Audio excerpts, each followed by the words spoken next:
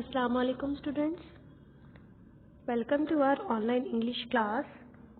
I know that you all are at home and you have to study at home.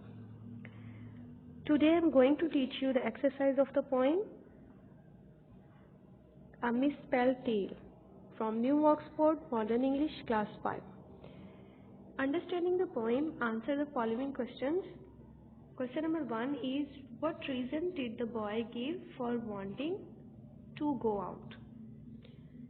बाहर जाने के लिए लड़का क्या रीजंस देता है? The boy said that the sun was bright, कि सूरज रोशन है, the air was clear और हवा साफ है. What warning was the boy given? और लड़के को क्या वार्निंग दी जाती है उसकी मदर की तरफ से? He was warned not to lose his way. उसे कहा जाता है कि अपना रास्ता मत भूल जाना. Okay, next question है, what mood was the boy in when he went out? लड़के का मूड जो है वो कैसा होता है जब वो खेलने के लिए जाता है? He was keen. Keen का मतलब होता है बहुत ज़्यादा ख्वाहिश होना. To go outside and play. उसे बहुत ख्वाहिश होती है, बहुत खुश होता है बाहर जाने के लिए और खेलने के लिए. He must have been happy. वो खुश रहा होगा when he was given permission to do so. जब उसे ऐसा करने की परमिशन मिली तो वो खुश हुआ.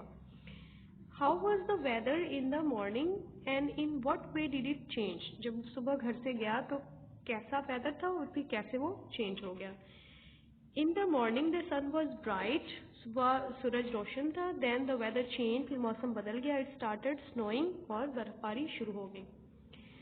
Okay, next is working with words. Think of homophones. Words with the same pronunciation but with a different spelling. Homophones क्या है? सेम प्रोनाउंसिएशन के वर्ड्स हैं लेकिन इनके स्पेलिंग डिफरेंट हैं.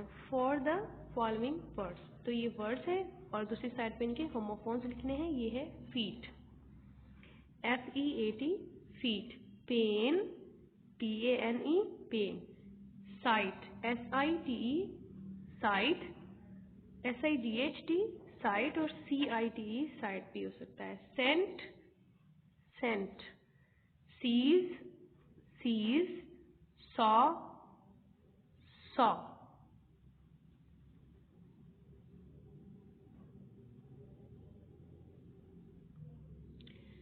Write the full forms of these abbreviations.